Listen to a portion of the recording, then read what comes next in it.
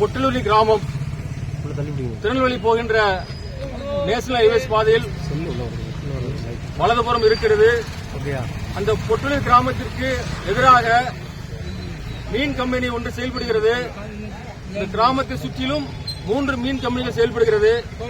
அந்த மீன் கம்பெனிகளில் இருந்து வருகின்ற நச்சு புகை அந்த பகுதி மக்களை நோய்வாய்ப்படுவதற்கு எளிதாக துரிதமாக செயல்படுகிறது. இலவசமாக மக்களுக்கு நோய்களை பரிசாக வாரி வழங்கி வருகிறது.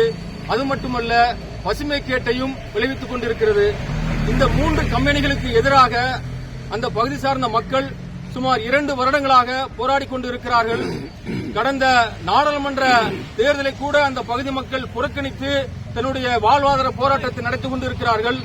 அதன் அடிப்படையில் அவர்கள் மக்கள் மத்தியில் இந்த செய்தியை கொண்டு வருவதற்காக ஆர்ப்பாட்டம் நடத்துவதற்கு தூத்துக்குடி விவிடிசிகளில் அனுமதி பெறுவதற்காக காவல்துறையை அடிக்கடி அணுகுவது முறையாக இருந்து கொண்டிருக்கிறது.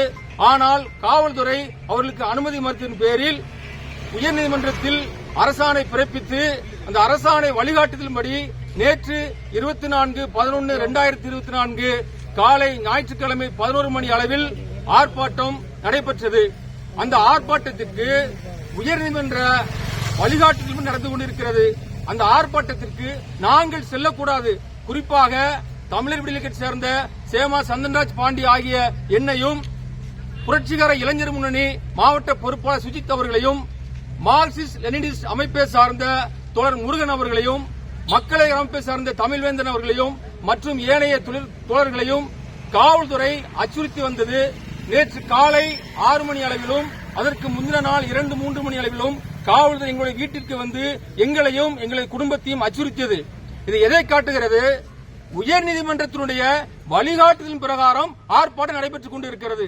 ஆனால் தூத்துக்குடி மாவட்ட காவல்துறை அவர்கள் இந்த ஆர்ப்பாட்டத்திற்கு நாங்கள் செல்லக்கூடாது என்று சொல்வது எந்த விதத்தில் நியாயமாக இருக்கும்? இதை மக்கள் மத்தியில் நாங்கள் கேள்வி எழுப்புகிறோம். அப்படி என்றால் தூத்துக்குடி மாவட்ட காவல்துறை மதிப்புக்குரிய ஆல்பர்ட் ஜான் அவர்கள் பெரியவரா அல்லது உயர்நீதிமன்றத்துடைய மாண்புமிகு நீதிபதி அவர்கள் பெரியவரா என்பது கேள்விக்குறியாக இருக்கிறது. உயர்நீதிமன்றத்துடைய வழிகாட்டுதலின் பிரகாரமாக இந்த ஆர்ப்பாட்டம் நடைபெறுகிறது. ஆனால் எங்களை போகக்கூடாது என்று சொல்வதற்கு அவருக்கு யார் அதிகாரம் கொடுத்தது என்பதுதான் எங்களுடைய கேள்வி. நாங்கள் எல்லாம் ஜனநாயகத்திற்கு அநீதி நடக்கின்ற பொழுது மக்கள் மத்தியில் கேள்வி கேட்கக்கூடிய பொறுப்பாளராக மட்டுமல்ல செயல்பாட்டாளர்கள் செயல்படுகிறோம்.